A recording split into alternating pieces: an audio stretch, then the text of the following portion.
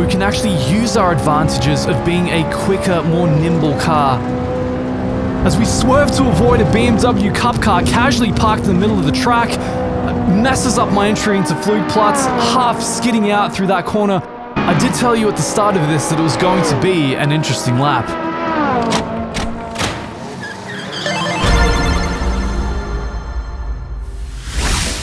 It's not often that you join a public Nordschleife lobby and have the lap of your life.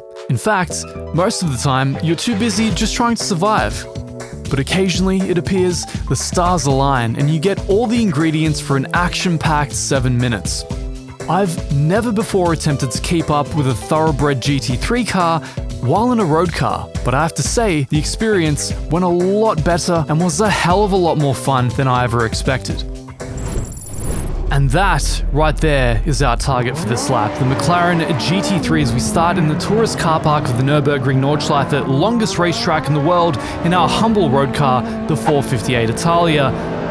We have no business keeping up with a thoroughbred GT3 car, but here we're going to try as an AMG GT gets on the track, a Pagani as well, and we blast out ourselves, almost getting taken out immediately by a not-so-hot hatch. This looks like it's going to be a lovely lap. This is one of the few sections of track where we actually get the advantage as a road car over the GT3 because we have less downforce, more power, and in this case actually less weight to be really close the gap, and we're going to need to, because overtaking sections are few and far between on the Nurburgring Nordschleife. And here you can see the massive visual difference between the two cars, way less overbody aero on the Ferrari. We brake hard behind the GT3, it has all the advantage now heading into Heusinkveld. This next little half straight is the last bit of leeway that we get. You can see it leaving us behind already just on the first turn. The goal is to just keep up as close as I can during this section, fighting for every little scrap of grip I can get. The rear just squirreling out on us, no traction control in that car at all, of course. Just dancing all over the place, trying to maximize the grip, trying to maximize every inch of track. And now we get onto one of the few straight sections of track where we can actually use our advantages of being a quicker, more nimble car. As we swerve to avoid a BMW Cup car casually parked in the middle of the track, messes up my entry into Flugplatz, half skidding out through that corner. I did tell you at the start of this that it was going to be an interesting lap. Merely a speck, just a mite speck in the distance from the rear view of the GT3.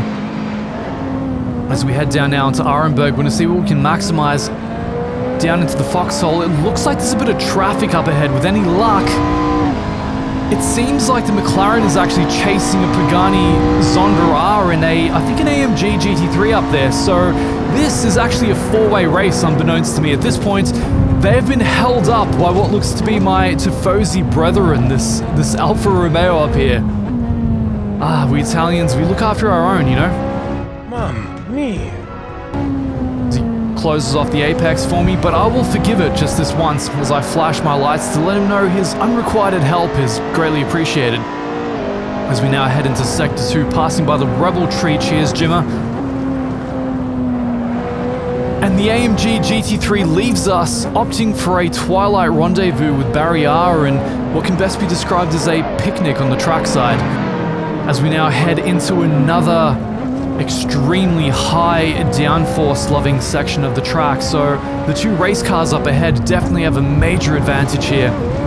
Heading down into the legendary miss hit miss and turning it into miss drift miss, it would appear. One can't quite help but feel some extra downforce wouldn't go astray. Let's see how good our trail braking is in this road car.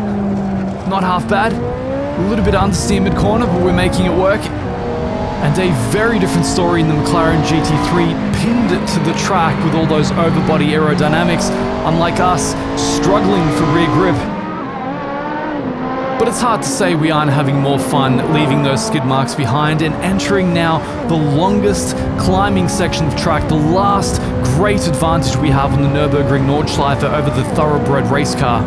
This is my last great chance to make up some ground as I brake hard, have to maximize this corner exit for everything I can get out of it. Yes, slight slip on the exit, but not too bad, using every inch of the track. And you can see the McLaren is gradually getting larger. Yes, we're still a speck in its rear view, but trust me, that speck will gradually get larger. Now, slightly more horsepower, slightly less weight, but way less aerodynamics. All of this actually works to our advantage in this section as we rapidly make up ground from the McLaren's perspective. And it looks like there's a bit more traffic up ahead as we try to maximize, carry as much speed here as we possibly can. And the Zonda is bowed out on the track side for an impromptu picnic as well. There are now 2 of us left, 4 started, 2 remain, and this is why I always tell you, consistency wins more races than speed. At least that's how I justify being slow. We've made up so much ground on the McLaren here, and rightfully so, we needed to, because Sector 3, as we get in, you can see, we are within spitting distance now. Rightfully so, because Stage 3 here, or Sector 3 of the track, is one of the most downforce necessitating technical sections of the track that there is. So we have every disadvantage working against us as I wrangle the car mid-corner. You can say I'm having a light Sunday drive here, trying to keep up with this thoroughbred race car. See, the strategy is to keep up as close as we can throughout Sector 3 because there's no chance we're going to pass, and then eventually get the overtake on the Dertingahua, the longest straight just before the gantry. So we just launch it across the inside curb, bounce out, so does he actually, and he pulls off to the side of the track and robs me of my rightful victory. You know what? I refuse. This is turning into a time trial. As we go past yet another Alfa Romeo casually parked on the side of the road for what can only be described as an impromptu picnic. Not that I really blame them, it's a gorgeous evening for that kind of thing. However, not for us. We have 5 minutes 32 on the clock. I know a Ferrari 458 Stage 3 should be able to do a BTG time under 7 minutes. So that's our goal as we get airborne and spark everywhere through the most technical section of the track. This car... Just a casual drive through here. Getting into the S's downhill now. This constant seesawing at the wheel. Tell me you lack downforce without telling me you lack downforce. Trying to keep it as contained as we can. It's just dancing everywhere. This car, for what it lacks in aerodynamics, it actually makes up in mechanical grip. It's such a wonderfully balanced car to drive by road car standards. Maybe not so much by race car standards. The fact that we even managed to keep up as far as we did, very impressive. As we go around the final turn, 6 minutes, 25 seconds on the clock. Remember, this is a bridge to gantry time. We're now looking at the Audi Sport gantry and about to cross for a time of 6:37. And that is our lap as I cool down my headlights. Very important after a hard lap of the Nurburgring Nordschleife. Let me know what you thought of that down below. And if you happen to have a free seat on your race team for the N24, do let me know.